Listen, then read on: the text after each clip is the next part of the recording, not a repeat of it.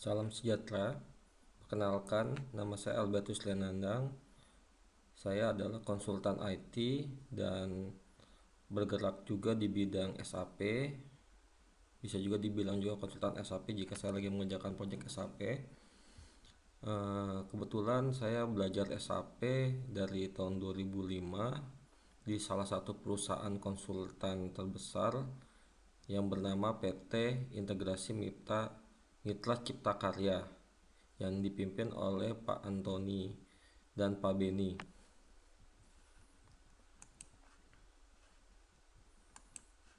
Saya salah satu orang yang beruntung bisa belajar SAP dari tahun 2000-an, dari pertama kali eh, SAP booming di Indonesia ya, sekitar tahun 2000.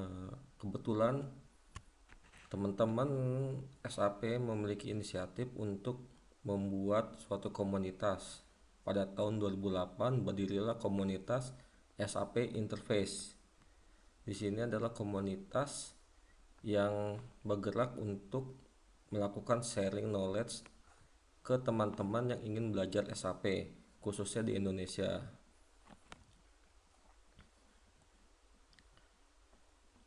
Oke, di sini saya akan menerangkan apa itu SAP. Mungkin banyak teman-teman yang sudah membaca dari Google artikel-artikel atau dari tempat lain atau mendengar dari saudara tentang SAP.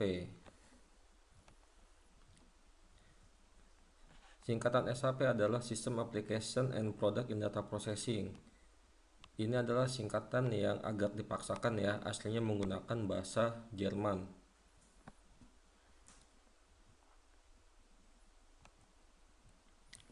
Nah, SAP adalah aplikasi ERP. Di dunia bukan hanya SAP yang merupakan aplikasi ERP, tapi SAP adalah aplikasi ERP pertama di dunia. Bahkan sebelum adanya ERP, SAP sudah ada. ERP kalau nggak salah baru dibuat konsepnya sekitar tahun 76 ya. Kemudian kalau SAP sudah di launching dari tahun 72. Berarti 4 tahun sebelumnya SAP sudah ada. Bahkan sebelum ada Windows dan iOS, SAP sudah ada. Oke, fungsinya SAP sebenarnya bukan fungsi SAP aja, tapi fungsinya ERP adalah mendukung suatu organisasi dalam menjalankan kegiatan operasional secara lebih efisien dan efektif. Kenapa seperti gitu? Nanti akan dijelaskan lebih lanjut lagi. Kita balik lagi ke SAP.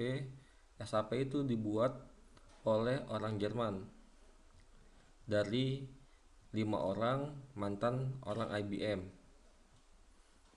Mereka mendevelop sekitar tahun 70 dan diluncurkan tahun 72. Teman-teman bisa bayangkan kenapa SAP itu menjadi pionir, karena udah sangat lama SAP berada, ya kan, pengembangannya juga udah sangat luas, bahkan sekarang versinya udah sangat tinggi dan teknologinya juga udah sangat tinggi.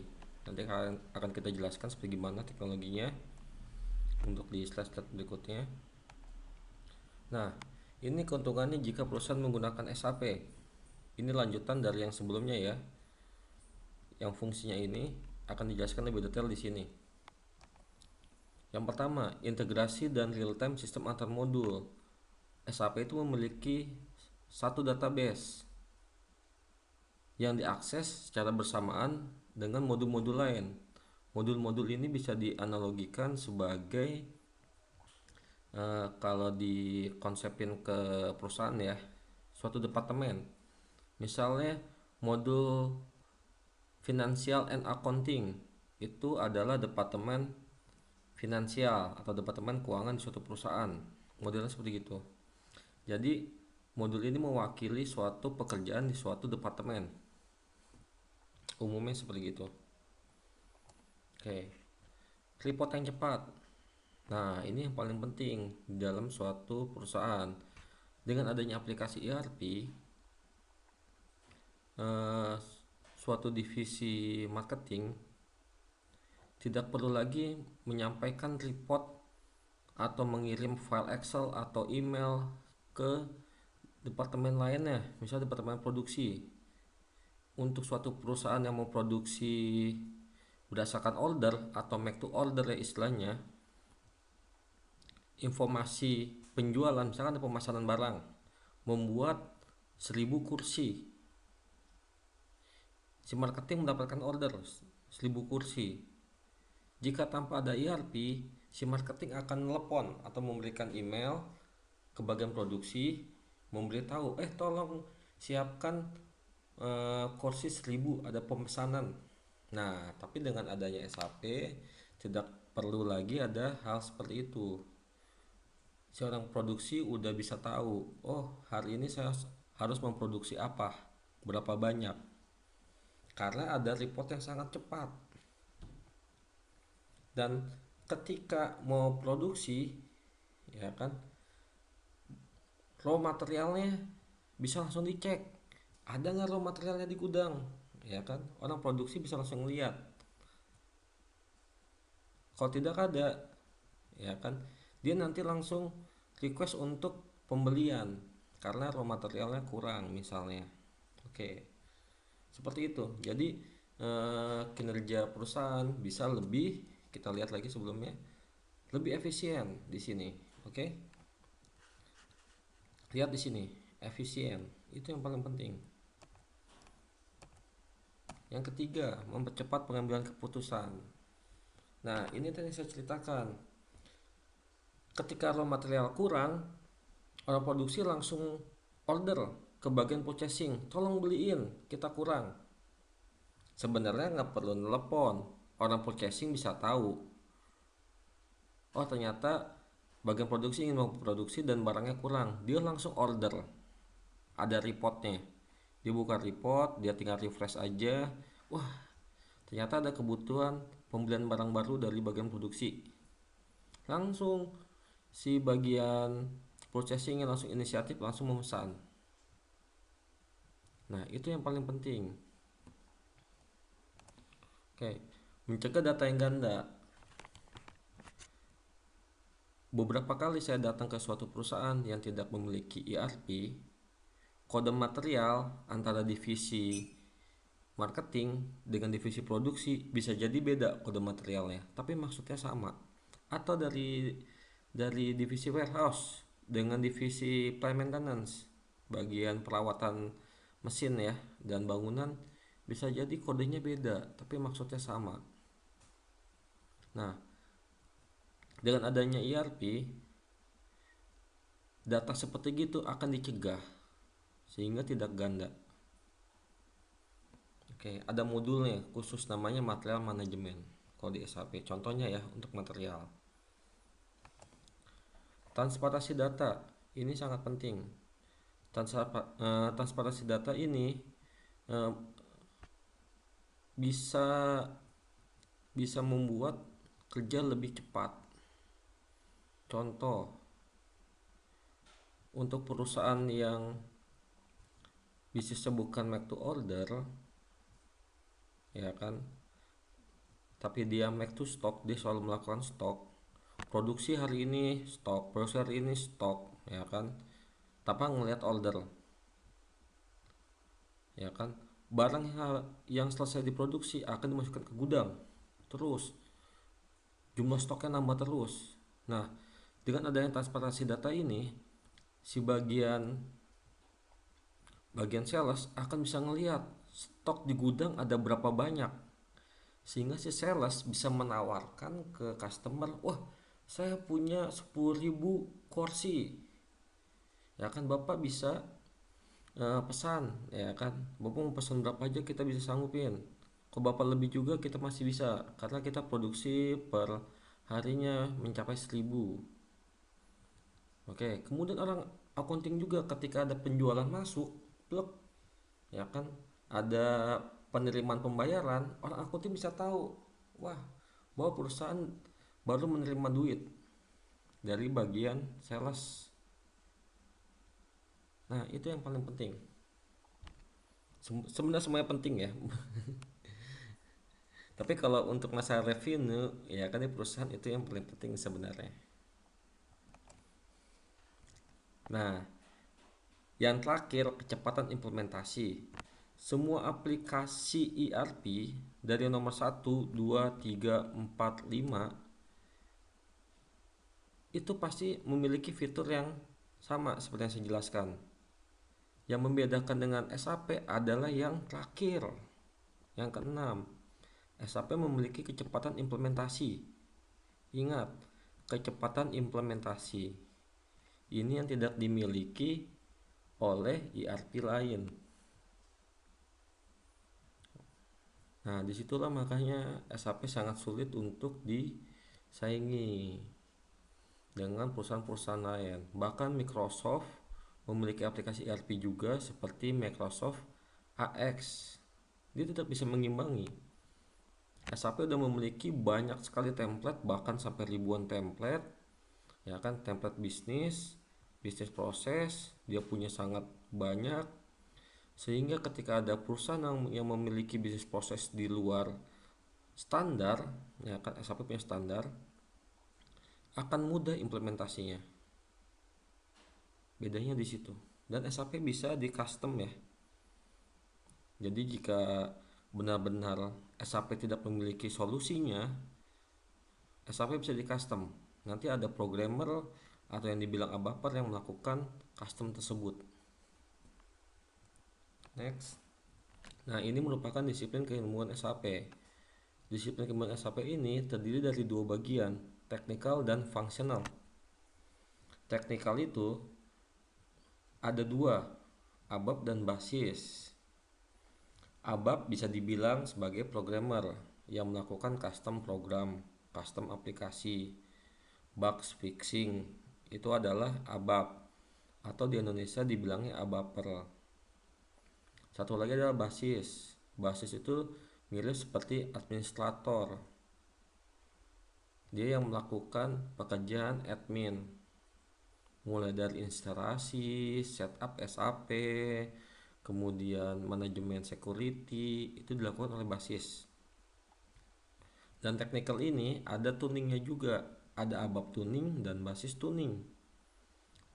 Nanti kalau untuk perusahaan yang udah lama menggunakan SAP, ketika SAP-nya lambat, maka technical ini yang bekerja, melakukan performance tuning namanya. Disiplin yang kedua adalah functional atau dibilang modul, ya kan, tapi lebih umum dibilang functional. Nah, modul ini mewakili bisnis proses atau grup proses di suatu perusahaan seperti departemen keuangan.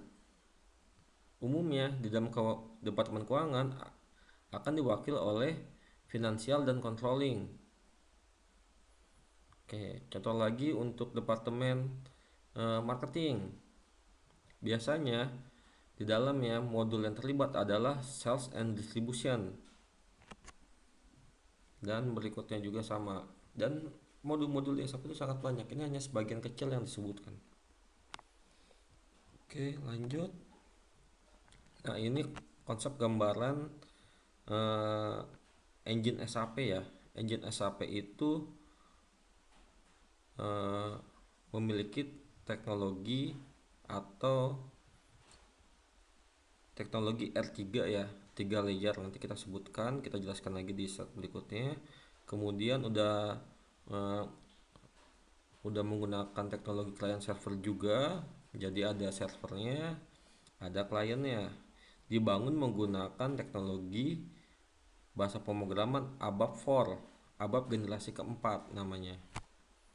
Jadi semua modul yang teman-teman lihat di sini semua dibangun menggunakan ABAP generasi keempat. Beda ya dengan ABAP yang waktu tahun 70-an, itu berbeda. Oke, ini salah satu contoh integrasi bisnis proses yang tersedia di dalam SAP standar. Oke, jika ada bisnis proses di luar ini, SAP sudah menyiapkan submodul-submodul yang bisa diaktifkan dan bisa dinonaktifkan. Contoh di sini, Di sini untuk bagian penjualan ya, karena kita tadi menggunakan sampel penjualan.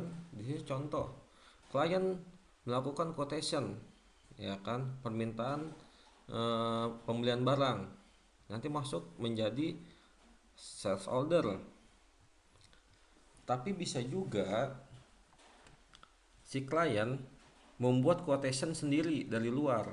Kita bisa ngebangun lagi suatu web base ya, sehingga si klien nanti login ke web base, dia melakukan quotation langsung dari web tanpa menghubungi sales.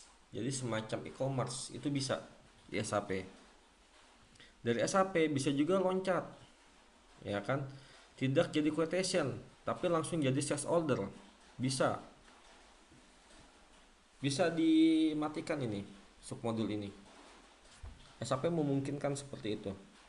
Atau tanpa ada sales order. Sales ordernya nggak ada, tapi langsung jadi billing, langsung dibayar. Biasanya kan kalau kita melakukan pembelian online, kita kan langsung bayar. Itu bisa jadi billing langsung di SAP. Contohnya seperti gitu.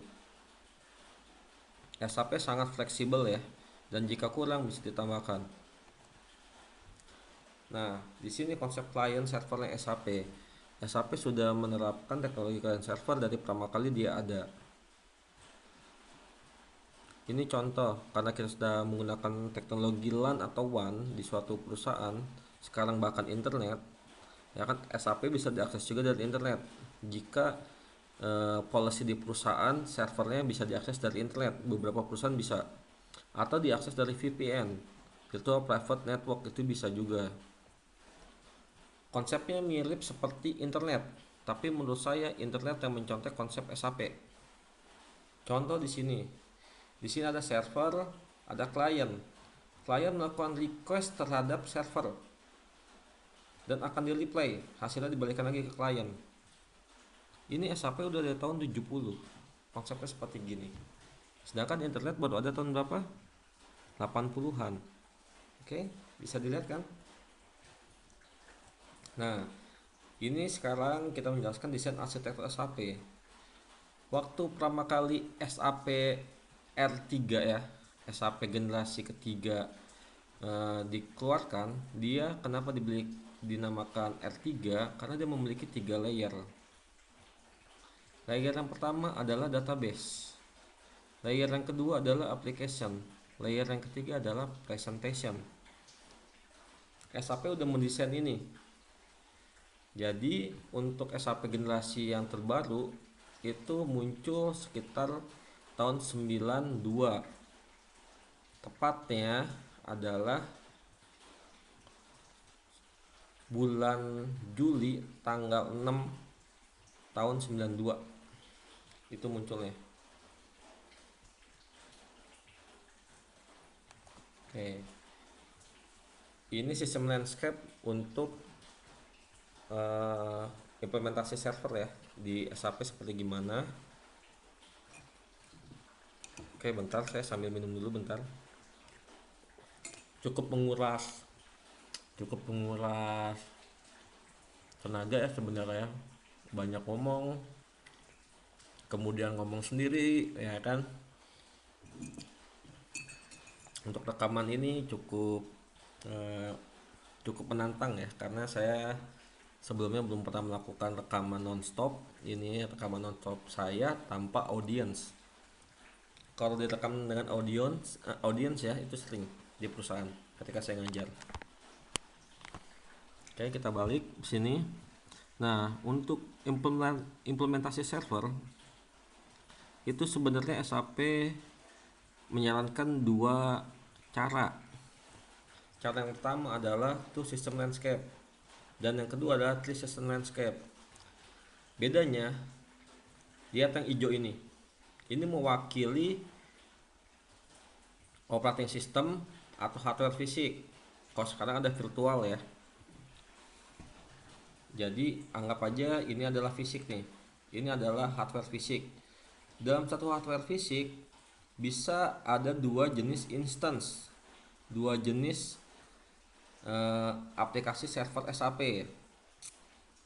Jadi di sini ada development untuk melakukan konfigurasi dari sisi fungsional, nanti fungsional melakukan konfigurasi, menyeting bisnis proses, ya kan, dilakukan di development. Kemudian si ABAPer melakukan custom report, custom program dilakukan di sini. Dan di sini ada server khusus untuk quality assurance. Instansinya berbeda. Development dan QA ini instansinya berbeda, tapi digabungkan menjadi satu hardware, satu OS. Itu bisa SAP memungkinkan. Tapi SAP tidak menyarankan productionnya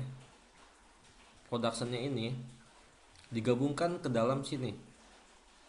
Jadi one system landscape itu tidak disarankan. SAP menyarankan production selalu dipisah,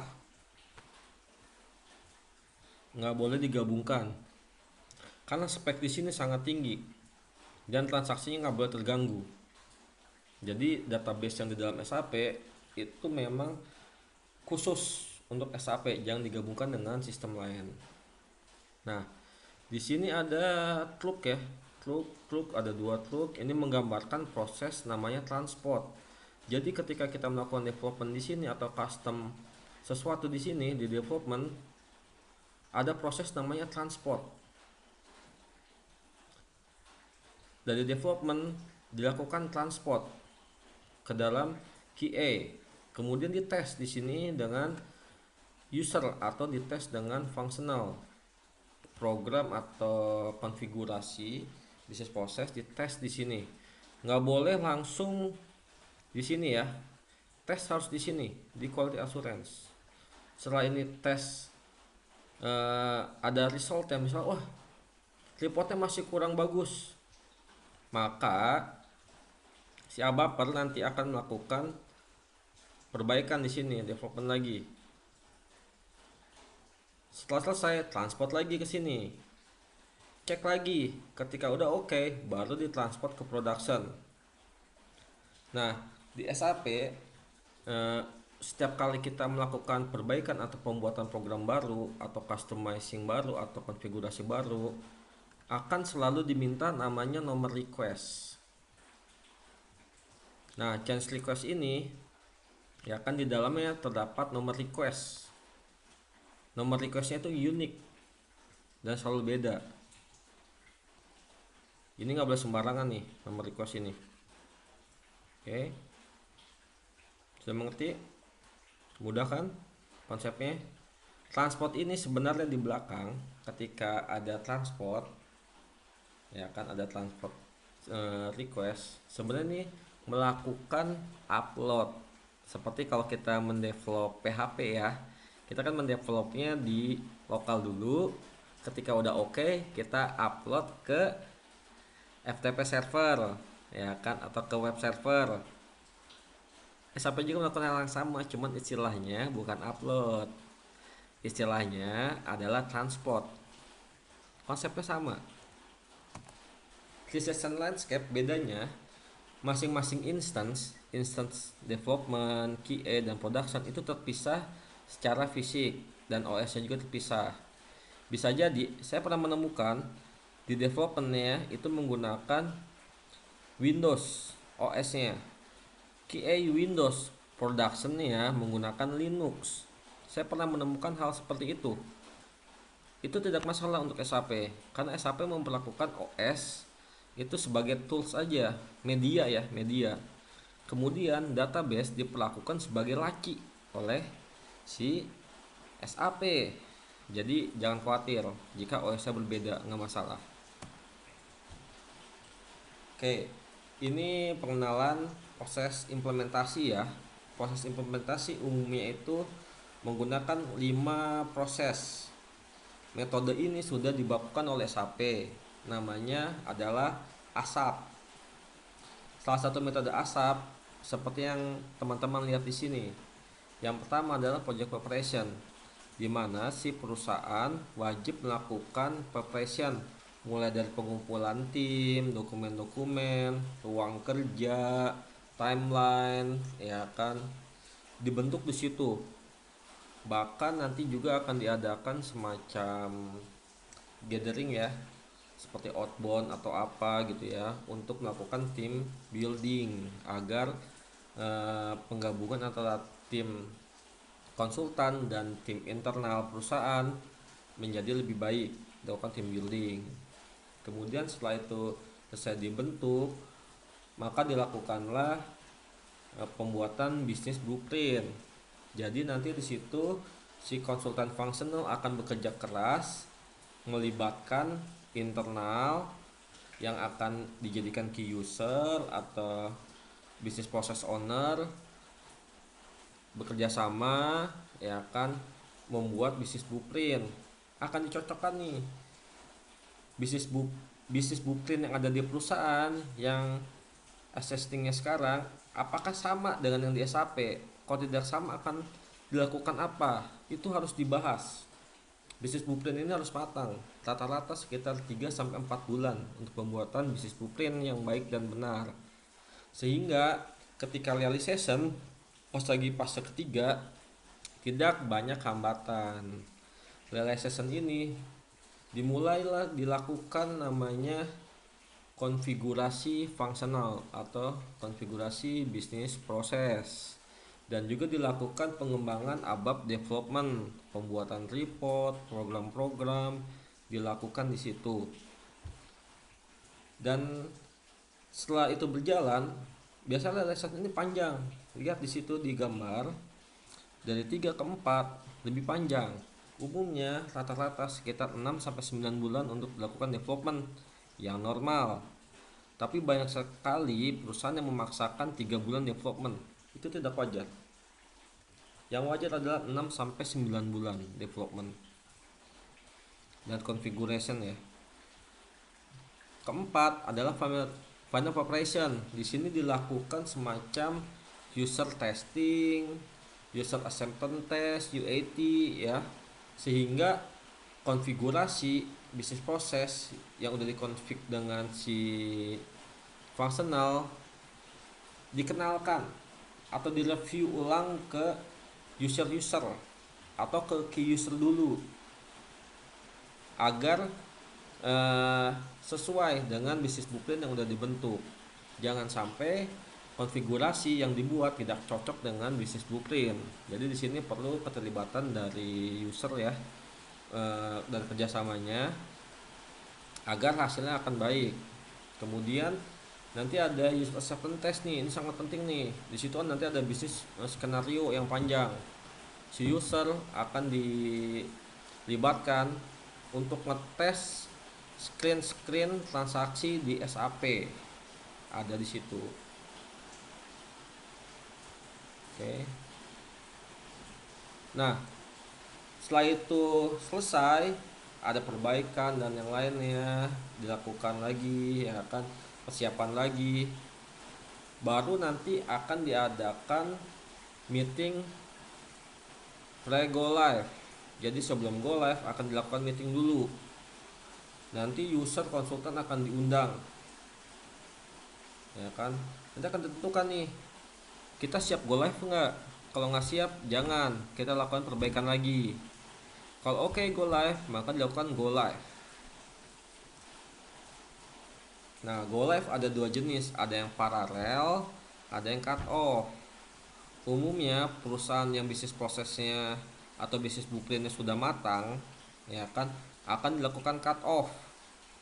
Tapi biasanya jika bisnis blueprintnya kurang matang atau ada perubahan gitu ya dari desain awal, biasanya mereka tidak berani melakukan cut off, tapi melakukan paralel.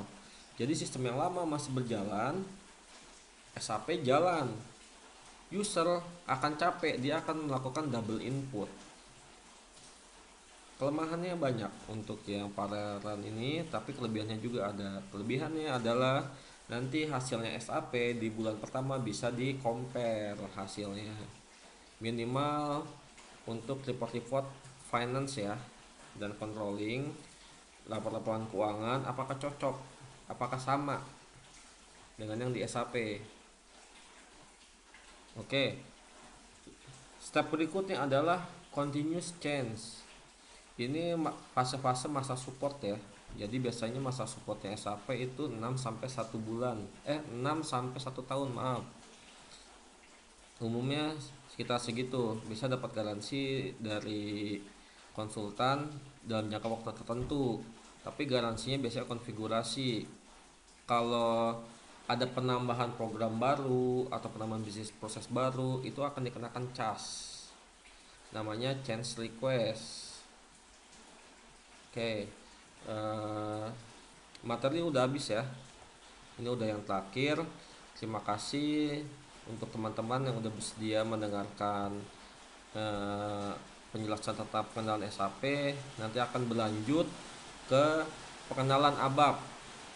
Ada nanti programnya, ada video ya tentang pengenalan ABAP. Nanti teman-teman bisa ikut belajar ABAP itu seperti gimana sih. Dan nanti juga ada pengenalan basis sedikit, review dari saya, basis-basis yang standar. Nanti juga ada fungsional akan eh, kita buat juga, ya kan. Jadi eh, tolong subscribe ya, subscribe YouTube-nya saya, ya kan, sehingga teman-teman bisa langsung tahu updatean terbaru. Oke, sampai jumpa teman-teman. Terima kasih.